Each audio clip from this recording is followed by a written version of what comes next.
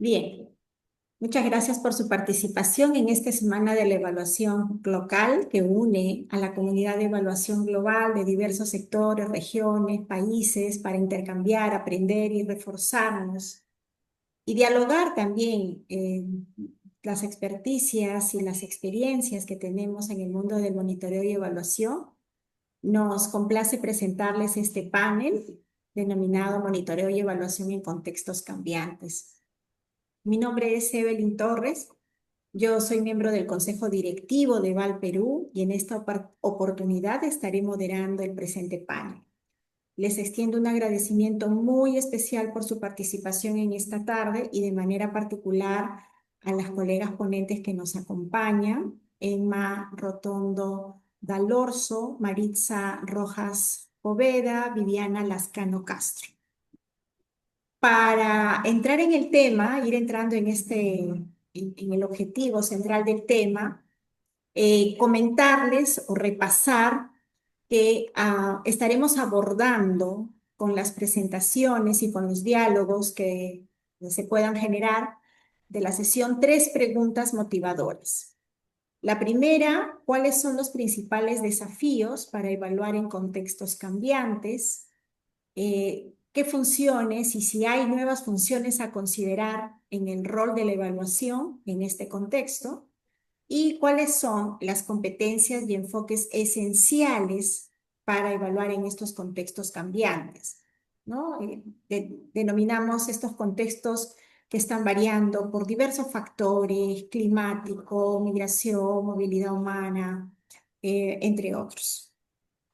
Muy bien, vamos a tener como primera participación a la colega Emma Rotondo Dalorzo. Ella es miembro de EVAL Perú, coordinadora, co-coordinadora del Grupo de Trabajo de Derechos Humanos, Crisis y Violencia de RELAC. Trabaja desde hace 30 años en el área de evaluación participativa y transformadora. Muchísimas gracias, Emma, por tu tiempo, por tu empeño y el esfuerzo por estar aquí en este panel. Te dejo el micrófono. Adelante.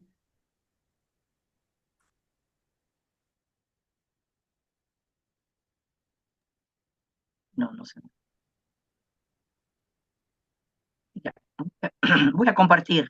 Disculpen, estoy afónica, con un fuerte resfriado, pero aquí estoy. Muchas gracias por la invitación, Eval Perú, por la organización, Evelyn, y por la coparticipación con colegas con quienes he compartido momentos muy gratos en este camino de la evaluación en la región, Maritza Rojas y Viviana Lescano. El título de lo que voy a hablar ahora y que va a responder a cada una de las tres preguntas formuladas para el panel es evaluación con sentido, humanizar, incluir y transformar, que es una propuesta que vengo trabajando desde hace un buen tiempo. Esta propuesta además está enraizada, como les decía Evelyn, yo tengo 30 años de experiencia y vengo desde la educación popular, ya, o sea que soy un poco antigua, digamos, en el trabajo social y en el trabajo, eh, digamos, que tiene que ver con poblaciones en alta vulnerabilidad. Como evaluadora, recordaba hace poco que el año 89 comencé mi primera evaluación. Pero desde antes trabajé mucho en los temas de educación popular, influidos por el pensamiento de Paulo Freire, que además, como latinoamericana, realmente nos enorgullece saber que aquí se generó todo un movimiento de escucha a lo que significa las personas y partir de la gente para ir hacia la gente. Pero además de hablarles de las raíces de digamos, de la educación popular, quiero decirles que la propuesta que planteo también está enraizada en los orígenes de la evaluación, porque Lee Cronbach, por ejemplo, que era un matemático, además dedicado al tema de la educación, ya desde los años 50, en la teoría de evaluación que fueron generando en Norteamérica, hablaba desde el enfoque evaluación orientada al contexto, complejidad y valores humanos, ¿no? Entonces la evaluación no puede aislarse de los valores humanos y del entorno en el que se aplica. Evaluar, y eso es también algo que yo recojo, como van a ver ahora en la ponencia, evaluar es comprender, no simplemente medir. Y creo que eso es importante seguir permeando en aquellas instancias académicas en América Latina que desde mi punto de vista eh, transmiten un conocimiento sobre la evaluación que es básicamente la medición. A la vez también desde las raíces norteamericanas, solo para citar a dos, Ernest House, que todavía vive, él hablaba de la evaluación deliberativa democrática centrada en la equidad. Recomiendo mucho leer su libro sobre evaluación democrática. Él hablaba de la evaluación que debe estar al servicio de la justicia social y la deliberación democrática. No se trata solo de obtener datos, sino de incluir las voces de todos, de todas las personas afectadas. Dicho esto, quiero decir que no es un invento mío. Yo he dado, digamos, algunas ideas adicionales, pero proviene del origen de la evaluación y también del pensamiento latinoamericano del compromiso con la transformación social.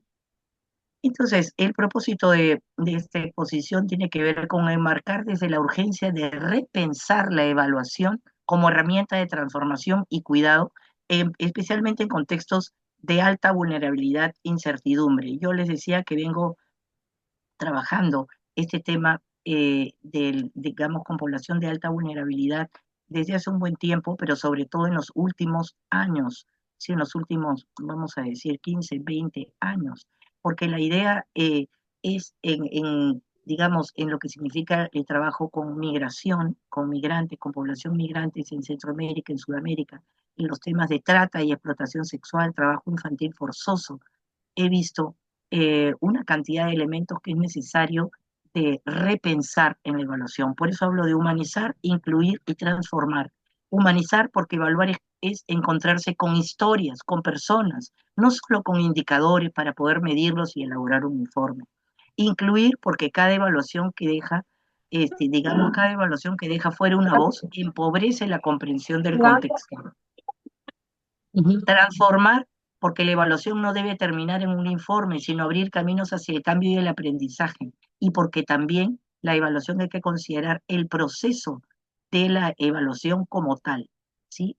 Aprovechar el proceso para poder transformar. Eh, Dicho esto, voy a empezar ya a responder cada una de las tres preguntas. ¿Cuáles son los principales desafíos para evaluar en contextos cambiantes, frágiles como los actuales? ¿Sí? No voy a ahondar cuáles son las características de esos contextos cambiantes, pero simplemente les voy a dar un dato.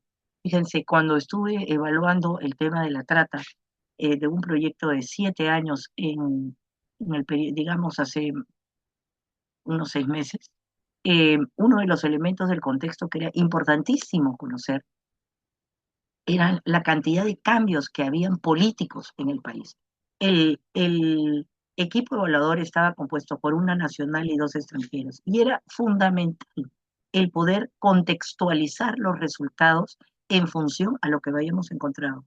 4 presidentes de la República en 2 años, más de 90 ministros del Interior, una cantidad de cambios de todo tipo que tenían que explicar. Y los evaluadores y evaluadores muchas veces no estamos con el foco en los elementos del contexto que son fundamentales a considerar en las evaluaciones.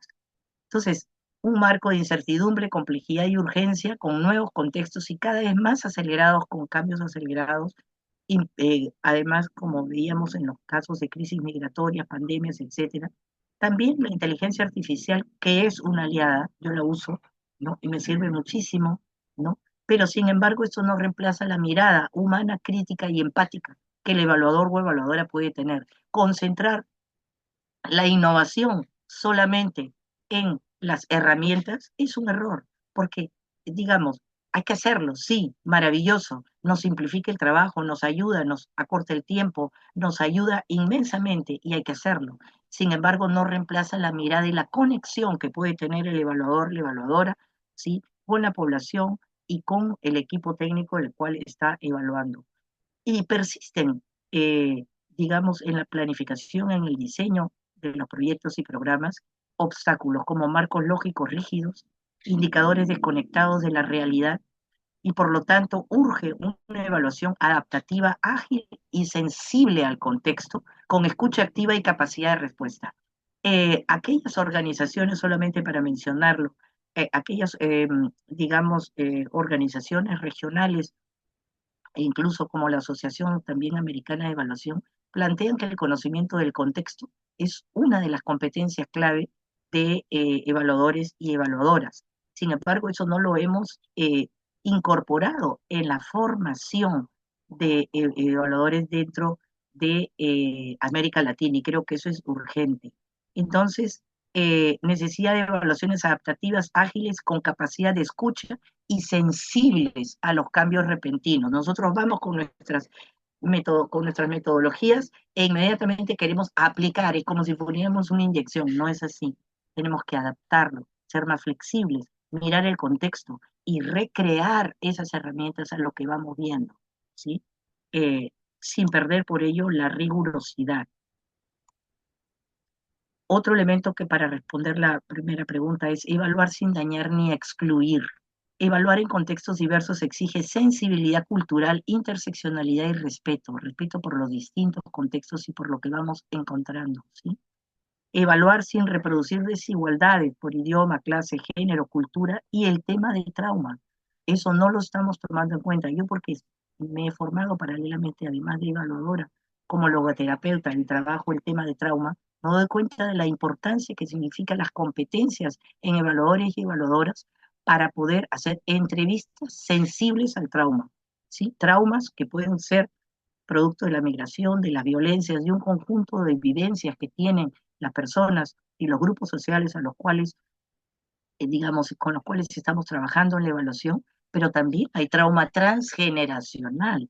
Yo recuerdo mucho cuando he evaluado en contextos peruanos como en Ayacucho, que vivió una guerra interna sumamente fuerte, que yo solicitaba, recuerdo, a la entidad que me contrataba, que en lugar de 20 minutos y que cada 20 minutos ingresara un grupo de gente para ser entrevistado, decía 1 hora, porque primero requiero tomar contacto con las personas, conversar sobre sus sensibilidades, etcétera, y poco a poco ir ingresando a una entrevista sensible. Y no saben las cosas que me encontraba en ese tema de la confianza, de la conexión, las historias de los jóvenes, pero de las familias de los jóvenes y que ellos comentaban lo que habían encontrado, ¿no? Es decir, cosas verdaderamente sumamente fuertes porque existe el trauma transgeneracional. Entonces, estar informados en trauma es una competencia esencial a considerar. También el desafío de introducir voces diversas con evidencias significativas sin perder humanidad, pero también sin perder rigurosidad. Entonces, yo recuerdo un libro sobre cómo entrevistar que me impactó muchísimo, que la primera línea decía, entrevistar significa construir una relación, pero a veces vamos con la idea, nosotros somos objetivos. Entonces vamos y vamos a aplicar. No, construimos una relación. En esa relación vamos obteniendo la información, información que muchas veces es sensible, ¿sí? Y es fuerte y sobre las cuales tenemos que estar informados. Otro elemento que veo para responder esa primera pregunta es la desconexión entre lo que se mide y lo que verdaderamente importa, ¿sí? Exceso de foco en productos y metas numéricas. ¿Sí? A veces estamos mirando y no estamos mirando a los costados que hay cosas nuevas, cosas distintas que pueden aportar a la valoración. Estamos hablando de obtener la valoración con la mayor cantidad de voces posibles, ¿no? Y por lo tanto, si vamos solo con ese foco, estamos restringiendo a encontrar nuevas situaciones. Valorizar los procesos, los aprendizajes y las transformaciones internas también. Por ejemplo, en contextos difíciles, el concepto de resiliencia, ¿sí? ¿Qué es lo que hizo que esos grupos y esas personas fortalecieran desde su interior? Y todo eso va a ser de una utilidad social muy grande, porque lo que nos interesa es saber que los proyectos, programas, políticas que estamos evaluando son también laboratorios de cambio y, como dice Ernest Haus, y que requerimos también saber cómo aprendemos socialmente de ello, ¿sí? Entonces, evaluar con sentido implica preguntarse qué sentido tiene esto para las personas y las organizaciones, no solamente la rendición de cuentas, también el aprendizaje social y los elementos de aprendizaje social que podemos obtener. Eh, otra, Otro elemento que hay que tomar en cuenta es la fragmentación del sentido, el sentido de vida, los propósitos que tiene la gente, cuando se desconecta la evaluación de los valores, del propósito del programa y de las personas involucradas. Estamos solamente pensando en cómo responder las preguntas, ¿sí? Pero pueden haber más elementos a considerar que van a enriquecer las respuestas a esas mismas preguntas, ¿sí? Por ejemplo, en programas sociales de migración o relacionados con las violencias, una evaluación insensible puede revictimizar o invisibilizar lo esencial, ¿sí? No es un acto burocrático, también da para más, eso hay que considerar. Esto para responder la primera pregunta. La segunda, ¿cuáles son, desde mi perspectiva, las nuevas funciones a considerar en el rol de la evaluación? Eh, y aquí también quiero sacar que estas no son ideas pues peregrinas de Emma Rotondo, también además de las raíces que les he nombrado, está Ivona Lincoln y Diego Guzmán, que también son, digamos, fundadores de la evaluación en Norteamérica. Ellos plantean que el propósito de la evaluación no es encontrar la verdad objetiva, sino construir significado junto con las personas. Fíjense la importancia que eso tiene, y eso tiene mucho que ver también con Freire y todas las raíces en América Latina. El significado junto con las personas. Y este enfoque, el de Lincoln y Uva, enfatiza el diálogo, la negociación de significados y la comprensión mutua de como núcleo de una evaluación ética y humana importante. Y a todo esto va también aparejado con la actitud del evaluador o evaluadora, la humildad, la importancia de ir a escuchar, a aprender. Entonces lo que planteo la evaluación como un acto de cuidado. Evaluar es proteger, no exponer. Fíjense, estamos tratando temas muy tremendos. Cuando nos, digamos, enfrentamos a entrevistar a niñas víctimas de trata hoy en día, lo que hemos encontrado, niñas de 11 años que ya han asesinado, que han partido solas, son, digamos, niñas no acompañadas que migraron y que luego son tomadas por el Estado en estas capturas y donde vamos a evaluar qué es lo que significó el programa en esas niñas y nos encontramos con historias verdaderamente tremendas. Entonces, la sensibilidad de proteger, no exponer. ¿M? Escucha profunda y ética del encuentro. Hay que cultivar el encuentro dentro de nuestras competencias. Y ambientes emocionalmente seguros son clave, ¿sí? Dónde, dónde entrevistamos, cómo entrevistamos, el tiempo que entrevistamos. Yo les decía, yo pido más tiempo para poder entrar a la persona, poder construir un vínculo rápido, porque evidentemente no vamos a volver a ver a esa persona, ¿no? Pero un vínculo rápido que implica también de nuestra parte competencias para poder hacerlo, ¿sí? Tenemos que cultivarlos, la mirada, la postura corporal, las palabras que usamos, el tono de voz, un conjunto de elementos para poder afrontar y enfrentar situaciones sensibles, ¿no? Cuidar los procesos, los vínculos, los lenguajes, los tiempos, las emociones, la manera como las emociones se van percibiendo, seamos o no psicólogos, ¿sí? Cómo vemos esas emociones. Ver, por ejemplo, la postura y la comunicación no verbal, importantísimo para poder comprender. Y escuchar, pues, es una función evaluativa esencial. La escucha profunda, la escucha activa, la comunicación asertiva, todo lo que son las habilidades blandas, no solamente saber medir, ingresar en un software, sacarlo y tener un informe. En el proceso, importantísimo, la entrevista. Entrevistas que sean significativas con población, que además pasa por situaciones de muy alta vulnerabilidad. Entonces, todo ello es importante a tomar en cuenta, ¿sí? Evaluar cómo facilitar el aprendizaje colectivo también en esa reflexión crítica. El evaluador o evaluador acompaña, no solo revisa, ¿sí? Acompañamos ese proceso de, digamos, de reflexión crítica y los espacios de retroalimentación que nutren todos los talleres, los grupos focales, pueden ser tremendamente enriquecedores para que las personas vayan encontrando también su propio sentido dentro de ello. Después se irán, no verán el informe, pero el espacio que se les dio les permitió reflexionar Todo ello me hace pensar mucho en las entrevistas que realizo, por ejemplo, con grupos migrantes, ¿sí? Eh, con lo que soportan en la vida, sobre todo las madres cuando escuchan todo el tema de la xenofobia a sus hijos, que sucede aquí en el Perú con muchísima fuerza. Entonces, los testimonios tan fuertes, darle tiempo para que se expresen en la escuela, en los parques, en las calles, en donde fuera. Es decir, la migración va acompañada de una serie de fenómenos sociales altamente sensibles y en los grupos focales podemos darles un espacio donde ellas se puedan expresar, donde puedan contar cómo les fue, comparar la situación antes y después, pero con una mirada muy humana que les permita además pensar y escuchar a otros y enriquecerse y salir de ahí con una mirada un poquito más enriquecida sobre lo que pasó, lo que les pasó en el marco del proyecto programa. Y también cumplimos un rol pedagógico, invitar a mirarse con honestidad y sin juicio, ¿sí? Más que respuestas, preguntas que movilizan y transforman. Por eso hablamos de evaluación transformadora, ¿sí? Podemos transformar a partir de esas preguntas.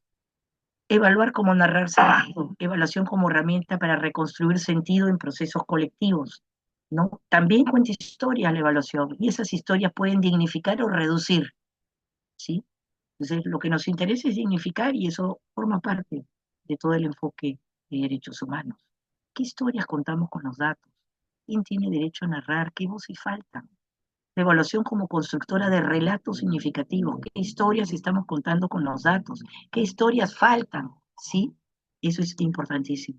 Entonces, la evaluación también puede ser promotora de justicia y equidad. No es un invento mío, como les digo. Hay muchos antecedentes sobre este tema en historia y la evaluación, la teoría evaluativa. Y hacer visibles las voces que no suelen ser escuchadas. Evaluar desde los márgenes hacia el centro. Entonces la evaluación también es una forma de resistencia cuando se niega a olvidar a quienes otros han excluido. Y aquí les hablo también de otro autor, este fue mi maestro, que tuve la suerte de llevar con él unos cursos sobre estudios de caso que él daba digamos, en The Evaluators Institute, ¿no? Robert Stake. La evaluación debe responder a las preocupaciones de los implicados, no solo a los objetivos del programa, ¿no? Y Stake propone una evaluación orientada a las personas, a sus necesidades y percepciones, más que a metas abstractas o externas. Miren qué interesante. En contextos cambiantes. Primero, creo que estas competencias y habilidades blandas que ya les mencioné, que me parecen fundamentales, no solamente conocer de métodos, también conocer de competencias y habilidades blandas, formarnos nosotros en ello, escucha activa y empática, capacidad de sostener ambigüedad, dolor y resistencia, eso también es importantísimo. Muchas veces nos enfrentamos a situaciones de dolor y no sabemos cómo enfrentarlas, porque están en carne viva, estamos hablando de personas, por ejemplo, que han sido rescatados de la trata, ¿sí? Niños o niñas, niñas que han sido colocadas en la trata aquí en la selva peruana, por ejemplo, por su propia familia, situaciones de un dolor indescriptible. La habilidad para facilitar diálogos difíciles. Debemos también tener competencias para facilitar grupos, para facilitar de manera extrema situaciones de controversia, situaciones difíciles, diálogos difíciles. Esas competencias no están contempladas en nuestras formaciones. Liderazgo colaborativo de equipos. No basta con conocer métodos y ser muy buen evaluador para liderar equipos técnicos. Sí, para eso es necesario también formarnos. Y un elemento que considero muy importante, flexibilidad y adaptación al cambio. Formarse en todo, sí, pero en el momento que te enfrentas a la situación, dejar a un lado y recrear lo que sabes en ese contexto, para ese contexto, ¿sí? Entonces, esa flexibilidad es importante tenerlo. Competencias técnicas integradas con lo humano, ¿sí? Diseño participativo, métodos mixtos, recolección ética de datos. Siempre pedir permiso, autorización. Esto lo vamos a hacer. El que quiera, se queda y habla, y el que no, se puede quedar y escucha, porque también puede ser formativo. Eso me pasaba mucho en los grupos focales, ¿no? Con migrantes que muchas veces, a veces no quieren hablar porque tienen miedo de que les quiten el apoyo, ¿no? Que les da. Entonces hay que considerar adaptabilidad metodológica, 100%, ¿sí? Tenemos que adaptar la metodología al tiempo y las circunstancias. Si son niños, utilizar dibujos, frases, teatro, frases incompletas, una serie de técnicas que nos pueden ayudar muchísimo. sin perder rigurosidad y sensibilidad. Y el análisis dinámico del contexto. Habrán contextos en los cuales no podemos ingresar. Tenemos que capacitar a algunas personas para que puedan hacer determinadas partes del trabajo de campo, porque no podamos entrar. Eso también lo dejo como reflexión. Enfoques imprescindibles de derechos humanos, interculturalidad y perspectiva de género, evaluación transformadora, donde hay una vasta cantidad también de opciones aquí, y la evaluación sensible al trauma. Saber qué botón estamos tocando, de repente no nos damos cuenta y estamos tocando una situación muy dolorosa, muy dolorosa. ¿Sí? A veces tiene que ver con elementos que nosotros no traemos. Podemos estar hablando y una luz puede estar, digamos, como me ha pasado a mí, una persona se acordaba del tipo de luz, por eso teníamos conversaciones primero individuales con víctimas de violencia, por ejemplo, sobrevivientes de violencia. Y me decía, esta luz me hace acordar en el momento que me violaron. Y entonces, bueno, tenemos que buscar una salida, ¿qué hacemos? La persona estaba muy sensible. Para eso, hablar previamente. Pensamiento sistémico y enfoque constructivista, fundamental, ver las interrelaciones, los patrones, los ciclos, ¿sí? Es la evaluación como un proceso dialógico de construcción de significado. Y aquí, otro autor, Michael Patton, que habla de la evaluación centrada en el uso y orientada a los valores. Lo más importante no es la evaluación en sí misma, sino cómo se usa para mejorar vidas. El proceso es tan importante como el informe, ¿sí? Resumen final. Entonces, evaluar en contextos cambiantes exige humanidad, flexibilidad y propósito. Propósito de humanizar, propósito de que tenga un sentido. Y evaluar con sentido es incluir a quienes suelen ser excluidos, humanizar procesos técnicos, adaptarlos a las situaciones de contexto y a las sensibilidades que encontramos, transformar con cada pregunta que hacemos, ¿sí? Por ejemplo, hay un tipo de pregunta que se llama diálogo socrático, que no, de repente no está en nuestro cuestionario, pero que son preguntas abiertas para que la persona lo piense y encuentre. Nos han enseñado a los evaluadores el diálogo socrático. Creo que hay que incluirlo. El diálogo socrático es muy importante. Evaluar con sentido es un llamado ético, técnico y espiritual. Espiritual no en el sentido religioso, sino en el sentido de la trascendencia, en el sentido de aquello que tiene que ver con una finalidad social o una finalidad mayor de la persona, ¿no? No es solo una metodología, sino una actitud frente a la vida, al otro y al conocimiento. Entonces, evaluar con sentido es reconocer que cada dato lleva una historia, cada indicador una vida y cada informe una oportunidad de transformación. Creo que eso es importante precisar, ¿sí? Y hay muchos más autores, como Donna Mertens en Evaluación Transformadora, que también habla de promover la justicia social reconociendo las voces marginadas y desafiando las estructuras de poder. Tenemos a Pat Thompson, donde también habla de que evaluar con sentido no es vigilancia, sino una oportunidad para pensar críticamente sobre lo que hacemos y por qué lo hacemos. Entonces, todo ello es para invitarles a que necesitamos una evaluación que no solo sea técnicamente rigurosa, que sí hay que tenerla, sino radicalmente humana, profundamente inclusiva y auténticamente transformadora. Gracias. Eso es lo que les traigo aquí.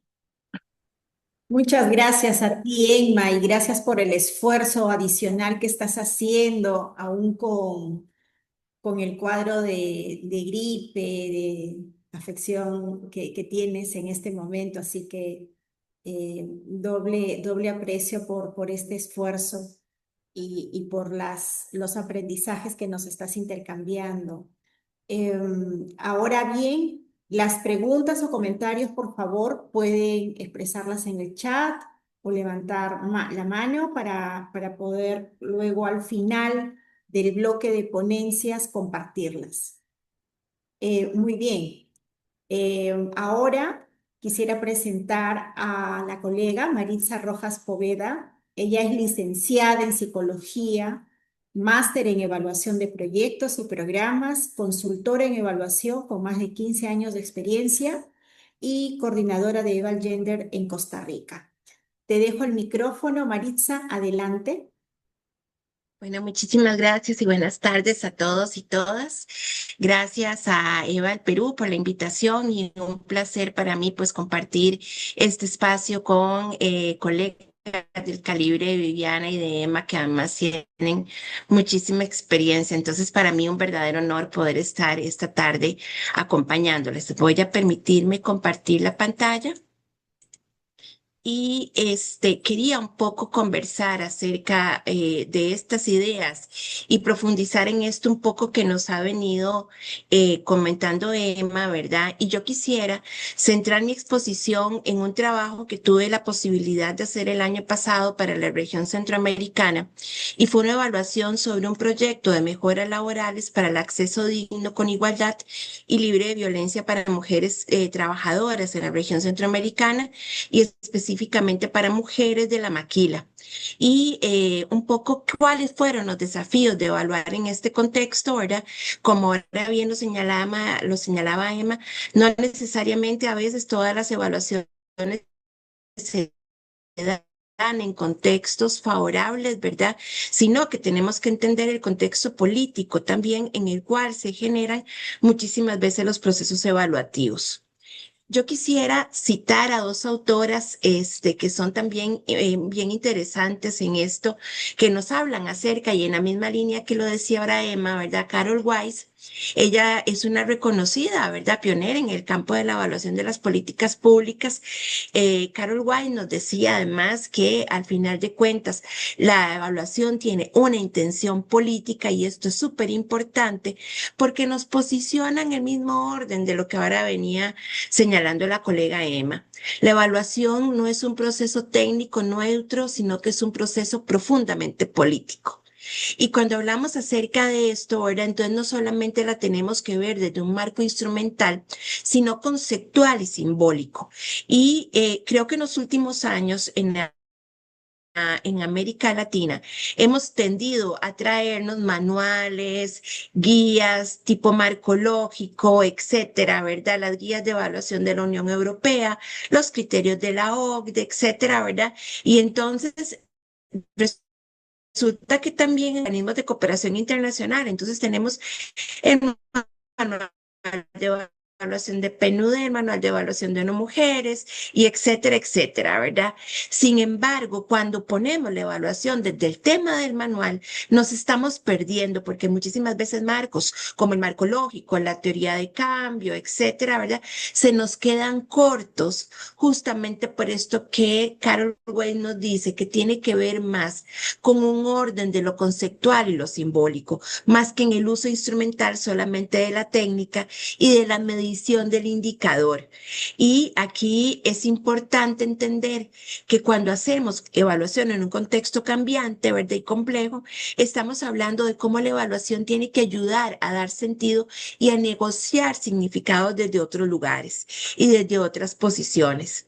Entonces ella parte de un concepto que es que la evaluación tiene que iluminar la comprensión para influir directamente sobre el tema de las decisiones. Por otro lado, Olga Nirenberg, que también es una pionera y una maestra en el campo de la evaluación argentina, ¿verdad? Nos dice, y Olga Nirenberg, que es la que ha venido trabajando o fue pionera en el tema de la evaluación para la transformación, nos dice que la evaluación además tiene que ser un proceso ético y político y que no es solamente entonces un proceso técnico, sino que implica posicionarse, implica poder analizar esas relaciones de poder y esas desigualdades sociales que nos encontramos cuando estamos evaluando en los contextos, ¿verdad? Entonces, por lo tanto, significa un diálogo con los contextos, no importando recetas universales, ¿verdad? Entonces, muchísimas veces cuando hablamos acerca de cumplimiento de indicadores, tendríamos que ver si tenemos material para poder tener justamente el número es importante, pero lo cualitativo y la vivencia es súper importante cuando estamos evaluando sobre todo muchos de los programas y proyectos y políticas públicas que tenemos en nuestra región latinoamericana. De ahí que es importante poder entender la dimensión pedagógica de la evaluación y cómo tiene que ser generadora de aprendizajes colectivos y transformadora además desde su práctica, ¿verdad? Y aquí hay que cuestionar ese lenguaje hegemónico que hemos venido utilizando en evaluación.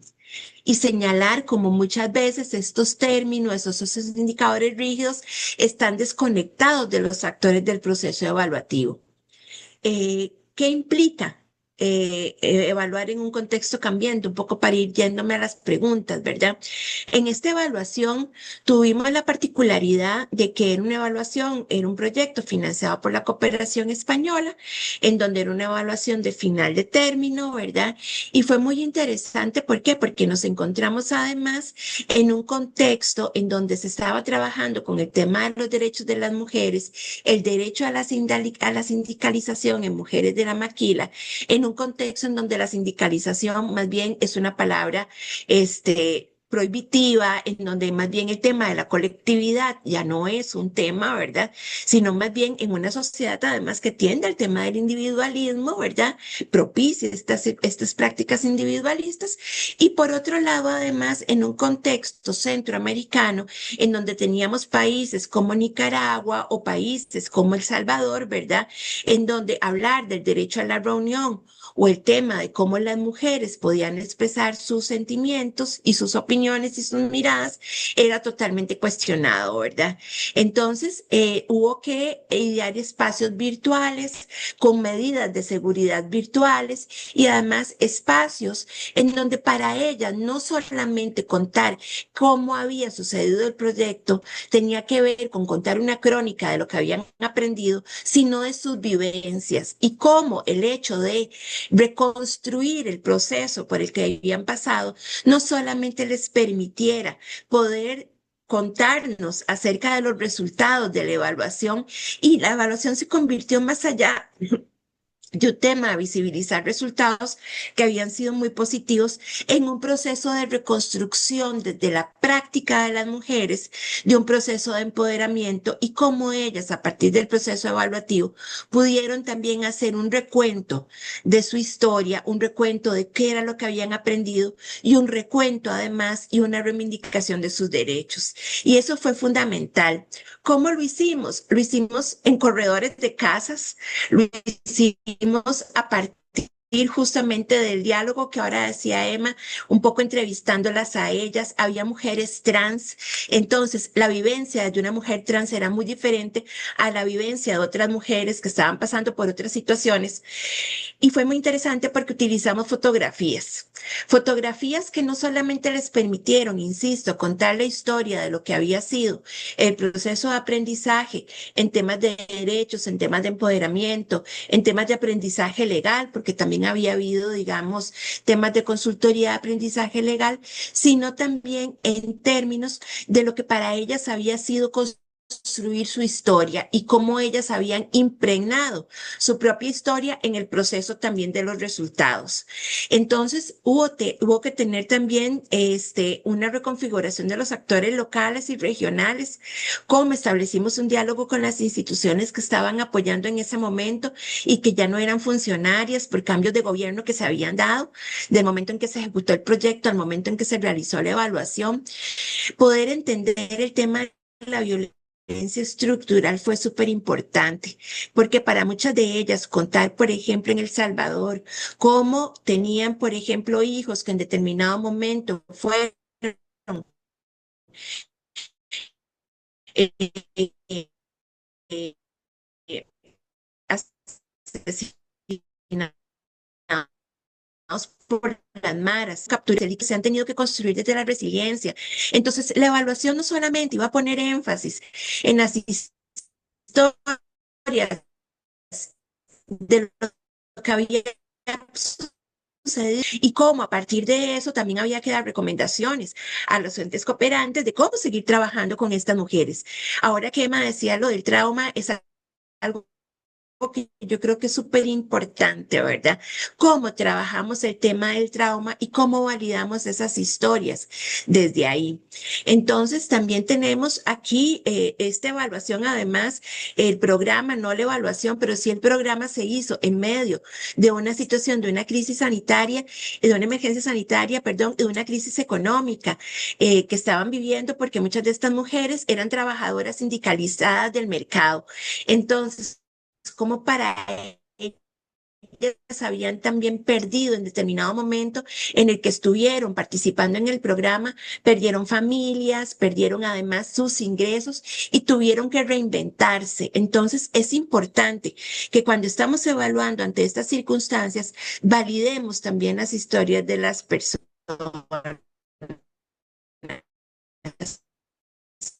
Podamos retomar el tema de sus historias recientes. Entonces, y es ahí donde está la riqueza. Yo una vez, y hace poco, en este momento estamos haciendo una evaluación de la política pública en Costa Rica en relación al tema de la violencia contra las mujeres.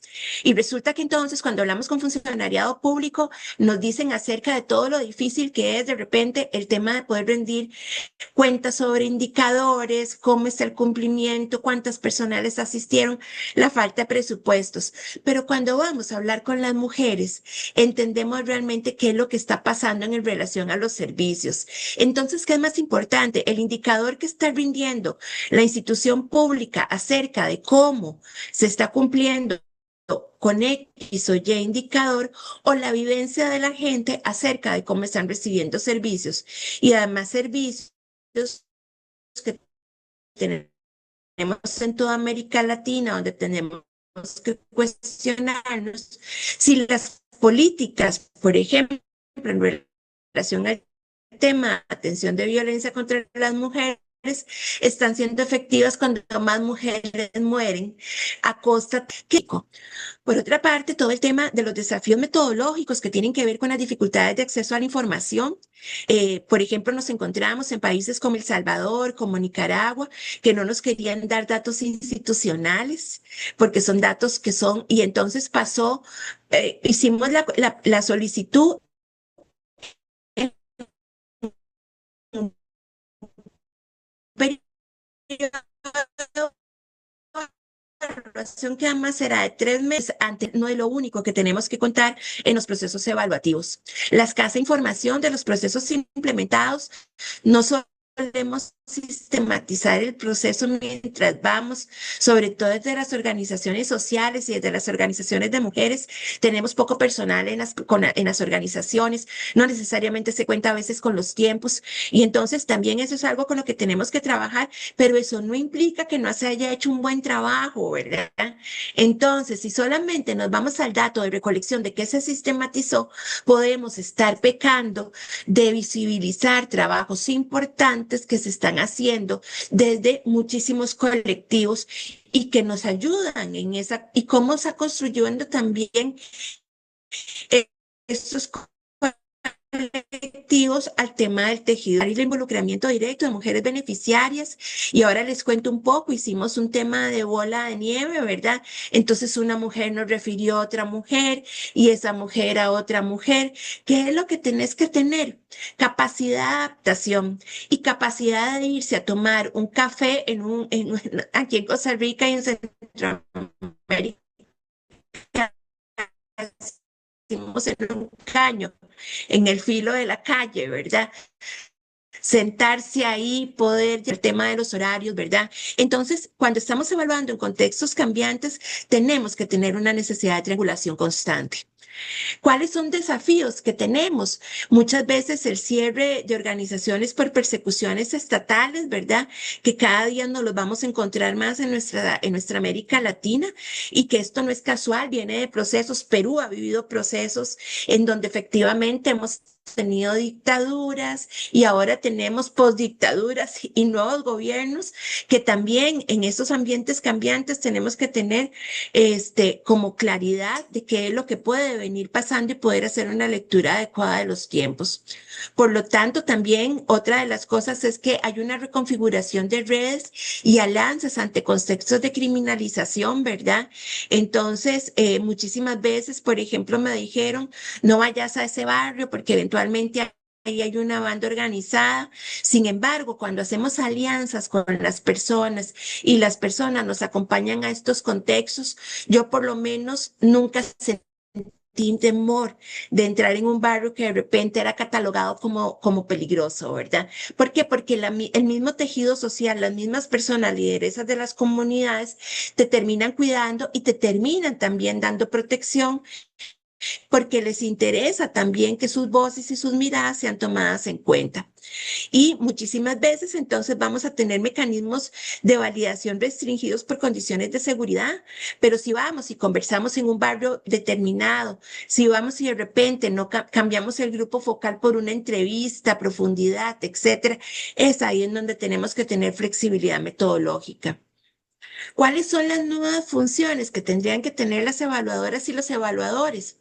No solo medir, sino tejer redes de confianza, generar sentidos estratégicos y aprendizajes adaptativos, identificar esos aprendizajes y tener más que un rol de facilitadores o de evaluadores como un sombrero de la súper especializada, ¿verdad? Más bien tener roles de mediadores y de mediadoras y sobre todo pensando que tenemos que ser garantes de derechos. Por otro lado, perdón, tenemos que tener una función de aprendizaje, a detectar avances en el fortalecimiento de esa institucionalidad feminista de las organizaciones y a promover recomendaciones viables para el diseño programático. Tuvimos que tener bastante sensibilidad a esos contextos, ¿verdad? Aquí hay algo que quiero posicionar para ir cerrando mi presentación y es la ética del cuidado. Y creo que Emma ahora lo decía, ¿verdad? Y en eso coincidimos. La ética y el cuidado y el respeto por las narrativas de las personas. Y por lo tanto, tener muchísima transparencia y ética en la interpretación y el uso de la información y por lo tanto entonces utilizar medidas y esa capacidad de enfoque, ¿verdad? Desde enfoques como el enfoque de derechos humanos, género, interseccionalidad, ¿verdad? Que ahora lo mencionaba Emma, y uso de técnicas que sean innovadoras, ¿verdad? ¿Cuáles son las lecciones ya para cerrar? Que las rutas rígidas no funcionan, se requiere de diseños emergentes, que la construcción colectiva de los hallazgos favorece la apropiación y evaluar también transforma cuando se hace desde una perspectiva transformadora. Muchísimas gracias. Muchas gracias a ti, Maritza, por el compartir de esta experiencia tuya, percibida de una manera no solamente en el plano profesional, sino también una experiencia totalmente particular, llevada también a un plano particular. Y sí, me quedo con lo último que has dicho, ¿no? Una evaluación que haya permitido transformar. Muchas gracias por traernos las láminas y por llevarnos de la mano con esta narrativa de historia evaluativa. Ahora, y por último, le quiero dar el micrófono a Viviana Lascano Castro. Tengo el gusto también de presentarla. La colega es evaluadora y gestora de evaluación de políticas públicas y proyectos sociales en sectores como salud, educación, protección social y fortalecimiento institucional. Ha liderado el diseño metodológico, la coordinación de equipos y el uso estratégico de la evaluación para la mejora de intervenciones y toma de decisiones. Muy bien, Viviana, un gusto, un honor también tenerte en este panel. Te dejo el micrófono. Buenas tardes con todas y todos. Para mí realmente es un honor. Primero agradezco a Eval Perú por la invitación a participar en este panel con personas a las que admiro en el ámbito profesional y personal. Bueno, voy a compartir mi presentación que es bastante concisa. Ya que mis colegas pues han dado mucho contexto y creo que hay muchas cosas que son bastante eh, similares. Bueno, yo tuve la oportunidad de participar en dos evaluaciones de proyectos enfocados en movilidad humana, ¿no? Y en función de eso, pues vengo a compartir algunos aprendizajes que no necesariamente fueron aplicados en el momento que hicimos la evaluación, pero creo que después de ese proceso reflexivo de qué pudimos haber hecho mejor, pues es lo que vengo a compartir. En primera instancia, considero que es importante pues hablar sobre cómo está la situación de movilidad humana en América Latina y en Ecuador, ¿no? Estos proyectos fueron llevados, se realizaron antes, pero considera que era oportuno pues traer los datos un poco más recientes, ¿no? Hay una plataforma de agencia de interagencial que está enfocada a justamente el apoyo para personas migrantes de Venezuela, y ellos tienen mucha información respecto a qué es lo que se está trabajando con alrededor de 200 organizaciones que apoyan a las personas en movilidad humana. Entonces, en esta plataforma tienen datos hasta noviembre del 2024, estimaban que alrededor de 8 millones de personas de Venezuela han salido de su país. Y de estas 6,71 millones de personas se han asentado en diferentes países de América Latina. Y de este número, el 82% vive actualmente en Colombia, Chile, Perú y Ecuador. Y de manera particular, en Ecuador, alrededor de medio millón de personas se encuentran viviendo en el país. Este flujo migratorio, al menos aquí en Ecuador, pues ha generado que se implementen diversas políticas que permitan justamente la regularización y que permitan también una adecuada permanencia de la población venezolana, ¿no? Estas políticas han tenido diferentes tintes. Hay algunas que han sido mucho más flexibles, hay otras que han sido mucho más severas en sus requerimientos. Y del año anterior se realizó otro proceso de regularización que comenzó a mediados del año anterior, pero que terminó abruptamente en marzo del 2025. Y esta decisión fue tomada precisamente por los recortes que hubo en Estados Unidos para la ayuda con este proceso de regularización. Se estimaba beneficiar alrededor de 100.000 personas, ¿no? Y justamente esta falta de regularización migratoria, pues evidentemente tiene consecuencias, ¿no? Tienen consecuencias que a su vez generan condiciones de vulnerabilidad. Y aquí traigo algunos datos. Del conjunto de población económicamente activa de la población migrante, alrededor del 92% de personas está empleada, pero en el sector informal, lo cual hace pues que no tengan acceso a un salario básico reconocido aquí en el país, tampoco tengan acceso a la seguridad social y tampoco tengan algunos otros beneficios por ser o por pertenecer a un sector formal.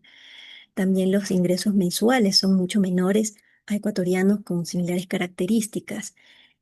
Y eh, también, en el caso de educación, el 18% de los hogares en tránsito reportan al menos un niño, una niña o un adolescente que está fuera del sistema educativo. En este caso, hogares en tránsito o personas en tránsito son personas que tienen definido un país y van pasando, en este caso por Ecuador, sin la intención de quedarse a vivir aquí, ¿no? Pero también hay personas que no tienen un lugar definido en el que se van a quedar y están aquí por un tiempo hasta que vean si deciden o no quedarse, ¿no? Y también en el caso de personas con vocación de permanencia, tenemos que hay un 14% de hogares que tampoco, alguno de sus menores pueden acceder al sistema educativo. Y esto aun cuando en Ecuador se reconoce o se da la facilidad o se permite que personas que no son del país puedan acceder a educación gratuita. El problema aquí es justamente que no cuentan con papeles. Entonces, eso dificulta que puedan acceder a educación. Y evidentemente, como lo mencionó Emma también, pues hay situaciones de xenofobia cuando se dan por situaciones puntuales, y evidentemente violencia avanzada en género, ¿no? Entonces, esta situación, pues, justamente generó que aquí en el país haya muchas organizaciones que hayan llevado a cabo proyectos enfocados a apoyar a personas en situación de movilidad humana, ¿no? Entonces, como mencioné, pues yo tuve la oportunidad de participar en dos evaluaciones, y algunos desafíos que identifiqué fueron justamente esta volatilidad del contexto. Entre 2019 a la fecha hemos tenido 3 presidentes que han tenido una visión diferente y han tomado diferentes decisiones frente frente a la atención a la población en movilidad humana. Entonces, estos cambios rápidos de entorno político y legal, porque evidentemente estos cambios de decisiones implican cambios en el marco normativo y cambios en el ámbito social, porque, como mencioné también, una situación, por ejemplo, de violencia en el que haya participado una persona que no es del país, evidentemente incrementa este rechazo lastimosamente hacia personas que no son ecuatorianas. Entonces, estos cambios limitan la aplicabilidad de modelos estáticos, por lo cual es necesario que los marcos de evaluación pues, sean mucho más flexibles. Es decir, que si identificamos que ya la pregunta que habíamos planteado ya no cabe, no es pertinente, pues tenemos que cambiar la pregunta para identificar reflejar de mejor forma qué es lo que ha pasado con esta intervención. Que si identificamos, como lo mencionó Maritza también, que las herramientas, las metodologías de recolección de información que habíamos identificado ya no caben, pues hay que cambiarlas. Entonces, no, creo que justamente este tipo de evaluaciones requieren de mucha flexibilidad. En los proyectos en los que participé en la evaluación, pues identificamos también que hay una debilidad en la teoría del cambio, porque evidentemente esa teoría del cambio se construyó en un contexto que luego cuando fue implementándose el proyecto fue cambiando. Uno de estos proyectos fue realizado cuando se generó la pandemia y sin embargo la teoría del cambio se mantuvo. Entonces, eso hace que pues ni los propios implementadores del proyecto, de la intervención, tengan claro conocimiento en qué esperar luego, cuáles iban a ser efectivamente los cambios que se iban a dar producto de la intervención. Entonces, por esa razón es importante que esta teoría del cambio pueda identificar diferentes elementos, o sea, tenga una visión sistémica, ¿no? También, evidentemente, tuvimos limitaciones en datos, en información. Aquí quiero referirme específicamente bueno, más adelante voy a hablar sobre la población en tránsito, pero eh, hay una insuficiencia de datos desagregados, es decir, no teníamos información que nos permita caracterizar a la persona, de tal forma que pudiéramos saber cómo esa intervención era diferente o tenía una incidencia diferente en tal vez personas con discapacidad, o tal vez en mujeres, o tal vez en niños, o tal vez en personas que tenían diferentes, diferentes tipos de educación. Entonces, esa insuficiencia de datos agregados no nos permitía saber cómo influenciaba la intervención en sus diferentes eh, características, ¿no? Información limitada también, porque como se mencionó, a veces en este caso era un proyecto que una organización trabajaba con una entidad pública. La entidad pública no tenía toda la información, la organización, la otra entidad tampoco. Entonces realmente también hubo mucha información limitada. En otro de los proyectos había una organización que trabajaba con socios implementadores y llegó a tener tantas intervenciones porque se denominó, porque fue un programa que no teníamos uniformidad en la información, entonces identificamos también inconsistencias. Y aquí creo que fue importante que las dos entidades manejaron sus intervenciones de forma distinta. La una tenía un sistema de monitoreo que le permitía identificar, hacían un levantamiento de cada semestral en el que consultaban a las personas migrantes cómo estaban después del proyecto. Esa información fue valiosa, sobre todo en estos casos en los que hay población en tránsito.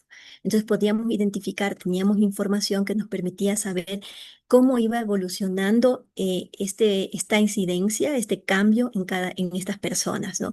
Y cuando nosotros ya llegamos, estas personas ya no estaban en el país, pero teníamos esa información levantada. En el otro caso, no tenían este levantamiento, lo que tenían era reportes de que estamos cumpliendo con el número, ok, digamos, entregamos 100 kits o 1000 kits de alimentos. Eso sí teníamos, si entregaron o no, pero luego, ¿qué pasó después? No fue factible. Una tal vez estrategia que utilizó esta otra entidad fue hacer un trabajo de sistematización. De ahí pudimos obtener cierta información, conocer conocer tal vez el punto de vista de algunas personas, pero creo que más valioso fue tener este levantamiento semestral, de ir identificando, ir monitoreando cómo iba la intervención cambiando la vida de las personas. Eh, También, como mencioné, esta limitación para acceder a población en tránsito, o sea, inicialmente nosotros pensábamos tal vez lo óptimo hubiese sido identificar qué personas tenían vocación de permanencia y qué personas tenían vocación de quedarse, perdón, eran en tránsito, ¿no? Pero nos decían, o sea, eso es difícil establecer desde el inicio. Posiblemente, y de hecho, supimos de casos de personas que tenían la intención de quedarse en el país, pero debido a uno de los proyectos eran en temas de emprendimiento, ¿no? Les habían dado herramientas, conocimientos para que puedan emprender. eh, y empezaron a emprender, empezaron a desarrollar sus emprendimientos, pero lastimosamente por los niveles de inseguridad que estamos teniendo actualmente, pues empezaron a ser extorsionadas. Y pues a pesar de su intención de quedarse en el país, pues decidieron irse, ¿no? Entonces, esta interés de quedarse o no puede ser uno al inicio, pero este no necesariamente se va a mantener por diversas circunstancias, ¿no? Entonces, evidentemente, en población migrante hay muchas dificultades en poder obtener información después de haberse realizado la intervención. Ahora, evidentemente, con todos estos elementos, pues sí hay unas nuevas funciones que debemos realizar como evaluadores, como evaluadoras, ¿no? Y creo que es importante recalcar esto que mencionaron tanto Emma como Maritza, de que hay que analizar el contexto. Hay que tener claridad en el contexto político, socioeconómico, cultural y todos los elementos que pueden incidir tanto durante la intervención, que pudieron haber incidido durante la intervención, como durante la ejecución de la evaluación, que como mencioné, pues puede ser al- después de haberse culminado la intervención, ¿no? Y esto nos va a permitir interpretar justamente estos cambios del entorno y poder ajustar la evaluación en lo que se identifique pertinente. También este análisis de lógica del cambio y de condiciones sistémicas que nos van a permitir identificar cómo los diversos elementos en torno a una situación se interrelacionan e influyen en los resultados de la intervención.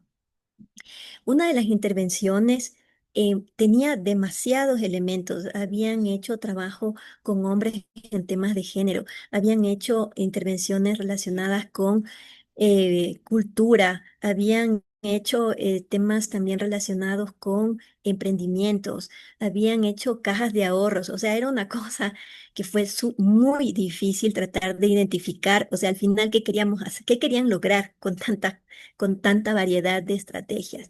Y cuando yo hablo de sistema, no me refiero a tratar de abarcar todo en un solo proyecto, sino que enfocarse en un aspecto y realmente alrededor de ese aspecto identificar qué elementos pueden intervenir.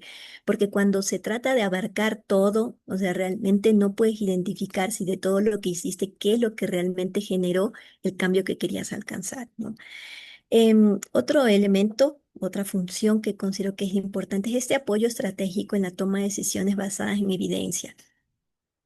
Em, en ambas intervenciones, nosotros pudimos identificar que los equipos, evidentemente, de monitoreo y evaluación de la institución, pues tenían claridad en qué era el monitoreo, qué era la evaluación, qué podían esperar de la evaluación, pero los implementadores de la intervención no tenían claridad sobre eso.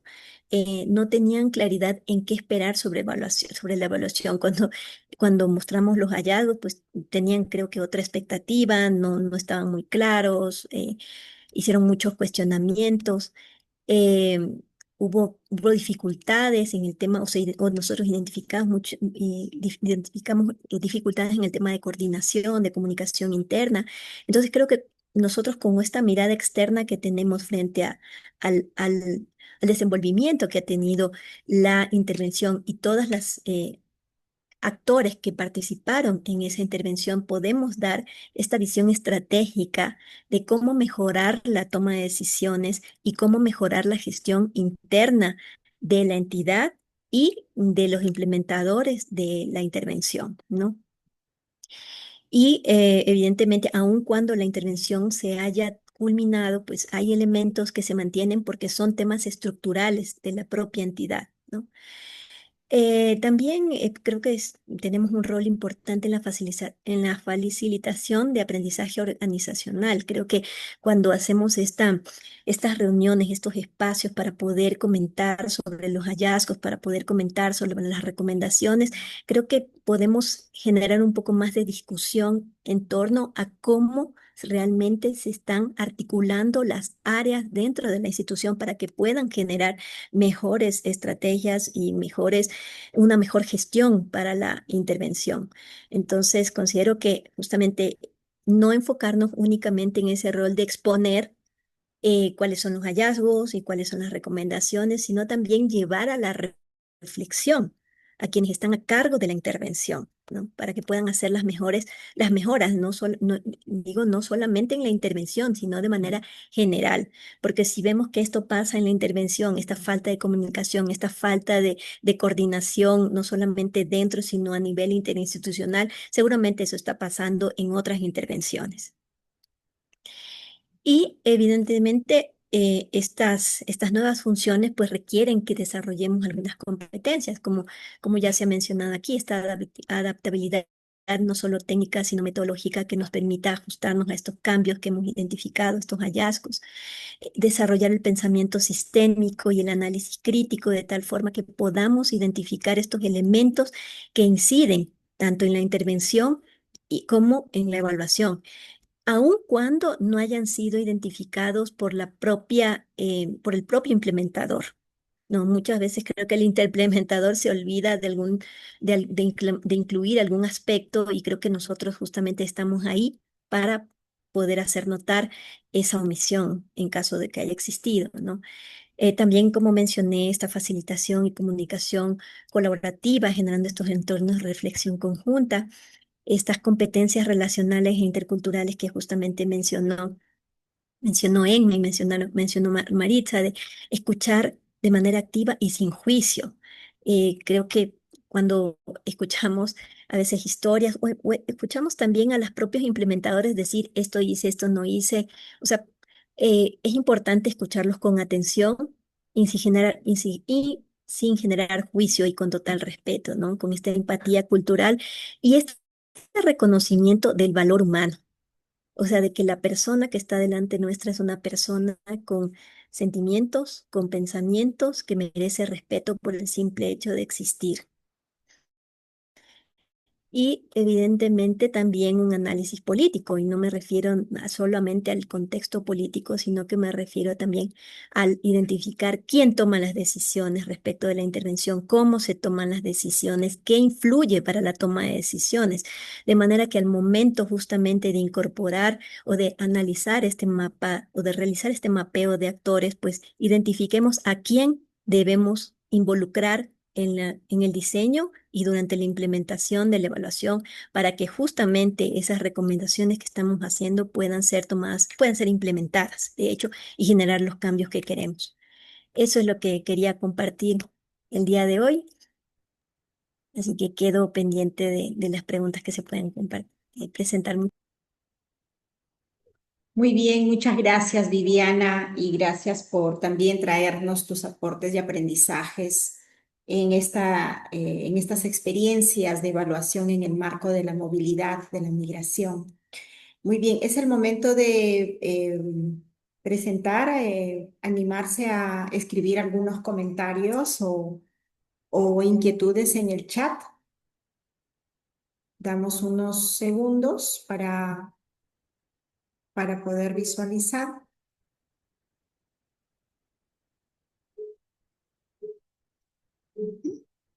Mientras, si hay algún ánimo en ello, permítanme irles leyendo alguna de las conclusiones. Sí que ha sido un desafío tratar de compilar ideas y ideas fuerza de estas tres excelentes ponencias, pero vamos diciéndolas en unos pocos minutos. Empezamos porque Estamos viviendo tiempos bastante volátiles y cambiantes, por lo tanto, se necesita que las personas, los profesionales, las y los profesionales que evaluamos, también tengamos transformaciones aceleradas. Y en ese marco cobra mucha importancia las competencias genéricas y no solamente las específicas que tienen que ver de manera muy vinculada a la profesionalización, que no es que se ponga en un segundo plano. Como muy bien lo han repetido, evaluar con sentido es evaluar sin perder la rigurosidad, ¿no? En ese marco, la flexibilidad cobra un sentido y un desafío a la vez de remirar con interseccionalidad, con este enfoque de género, con este enfoque de ver la procedencia, la cultura, el contexto. Estas transformaciones aceleradas también nos desafían a la innovación y también a la preparación en un campo en el que podamos sostener un proceso evaluativo considerando la parte humana, más aún en intervenciones que tienen que ver con situaciones de violencia, situaciones de traslados, de movilidad, de riesgos. Y una pregunta importante, evaluar con sentido, preguntándonos qué sentido tiene esta intervención para las personas con quienes vamos a construir la evaluación. Ese es un punto y un marco que implicaría la interiorización por parte de los evaluadores y del equipo evaluador. Otra idea fuerza, y se me van también por ahí apoyando algunas de las colegas, la ética del cuidado y del respeto por las narrativas de las personas, ¿no? Mirándolo como un todo, ¿no? Estos aspectos éticos, estos aspectos que tienen que ver con los enfoques de género, derechos, el por qué cambiar una técnica grupal a una individual, por qué respetar esos testimonios más privados, justamente para que respondan a estos protocolos de consentimiento que también los tenemos en cuenta en las evaluaciones rigurosas. Y el centrarse en un aspecto de la evaluación y ver qué elementos podrían intervenir en el cambio, no tener una dispersión mayor. ¿Por qué? Porque esto va a permitir que justamente se establezca más que una evaluación, un recojo de datos que cante un determinado dato, sino en una relación. La dispersión de aspectos evaluativos podrían no jugar a favor de estas preguntas profundas, de estas vivencias y de estas formas de poder llegar más y mejor a las personas con quienes pretendemos construir una evaluación transformadora. Bien, son algunas de las reflexiones que les puedo compartir. Ha sido un desafío con tanto y con tan buen material que nos han compartido Emma, Maritza y Viviana. No obstante, estamos con el cargo a que podamos subir estas presentaciones en el panel en el cual se han registrado, en el panel que corresponde a este evento dentro de la plataforma de la Semana Local.